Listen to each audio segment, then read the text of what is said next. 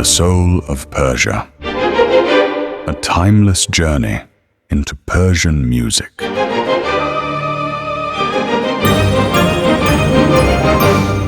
Produced by Behnam Khodarahmi.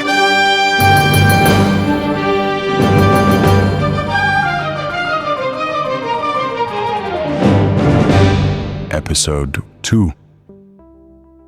What happened after the Arabs came?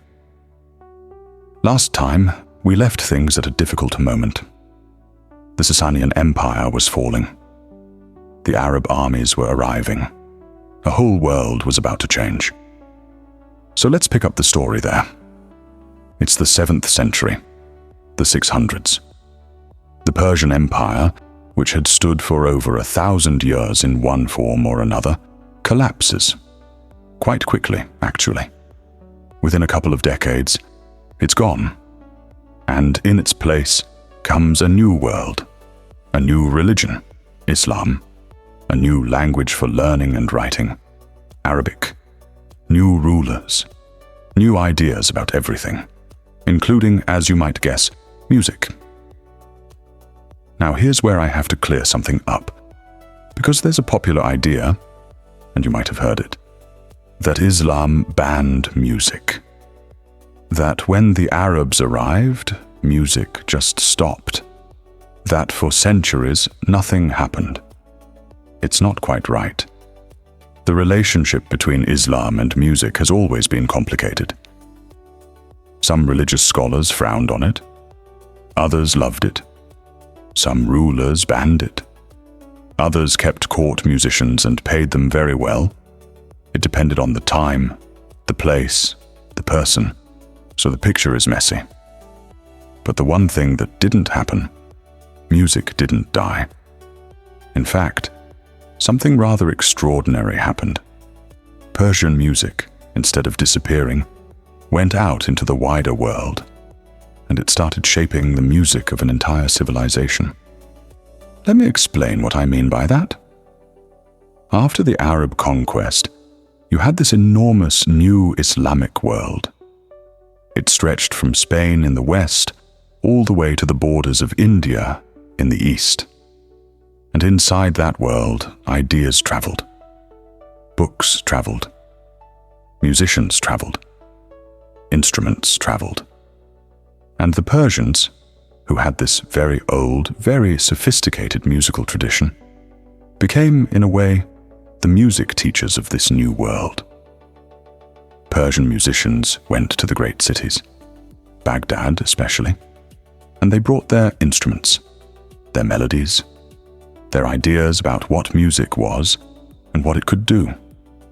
So when you hear about Arabic music or Islamic music from this period, a huge part of what you're hearing has Persian roots in it. The two traditions grew up together. They borrowed from each other. They argued with each other. They influenced each other for centuries. They still do. Now, while all this is happening, something else is going on. Something very important. People start writing about music. Not writing music down, exactly. That's a different thing. But writing about it. Books.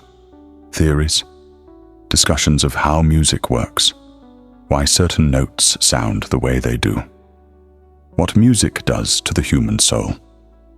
And the people doing this writing are some of the greatest minds the world has ever produced. You might have heard of Avicenna.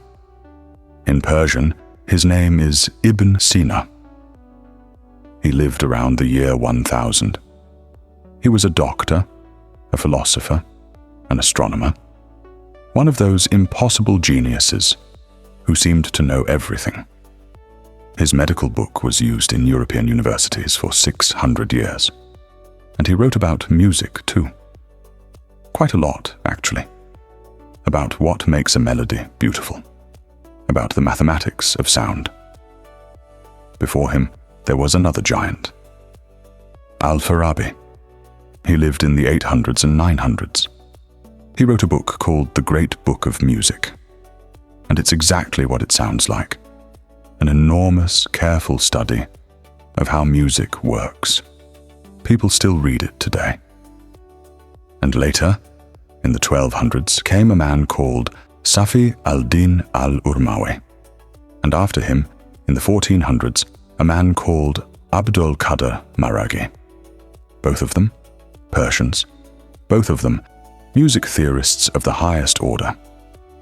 They built systems for understanding melody, rhythm, mode, the building blocks of music, that were so well thought out, so precise, that musicians today still study them. So when you put it all together, across these centuries that some people imagine as a dark age for Persian music, what you actually had was this remarkable conversation. Musicians playing, thinkers writing, theory and practice feeding each other for hundreds of years. But, and here's the but, the music itself, the living, breathing performance of it, did change its setting. In the old Sasanian days, music had been a court art. The kings supported it. The musicians played for kings. That was the world it lived in.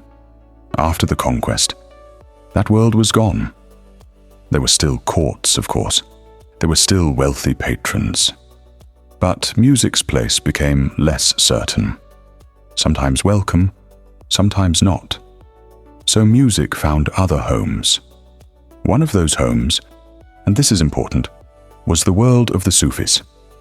The Sufis are the mystical branch of Islam. They believed that music and poetry and dance could bring a person closer to the divine, closer to God. So in their gatherings, music thrived. Quiet, intense, spiritual music. The kind that wasn't about entertaining a king, but about touching something deeper.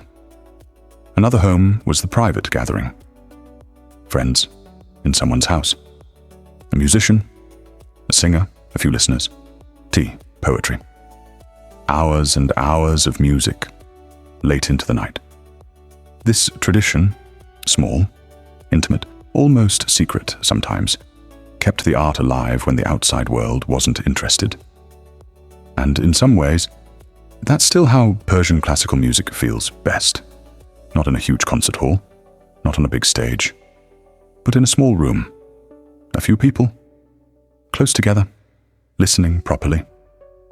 So that's the long middle of our story. Roughly 1,000 years. From the 600s to the 1700s. 1,000 years of music being played, written about, argued over, loved, suppressed, revived, transformed, of Persian musicians shaping the music of half the world, of great minds trying to understand what music actually is, of the art moving quietly from palaces to homes, to the gatherings of mystics, and surviving, always surviving, through all of it. But here's the thing. By the end of those 1,000 years, something was missing. There was all this music, all this knowledge, all these melodies, but it was scattered, spread across countless musicians, countless local traditions.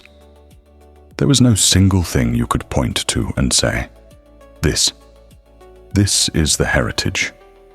This is what every musician should know. That changed in the 19th century, in a way that probably saved Persian classical music forever. And that's where we'll go next time. Before we finish, a little listening. This time, I'd like you to listen to something by a small stringed instrument called the sitar. We'll meet the sitar properly soon. When you listen, you're listening to the sound of a tradition that refused to disappear.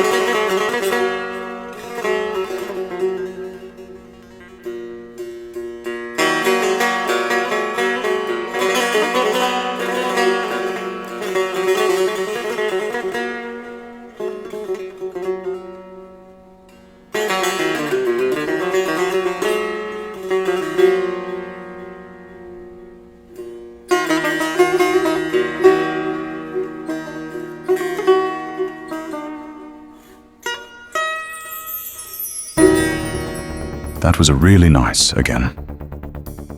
But I think we'll leave it here for today.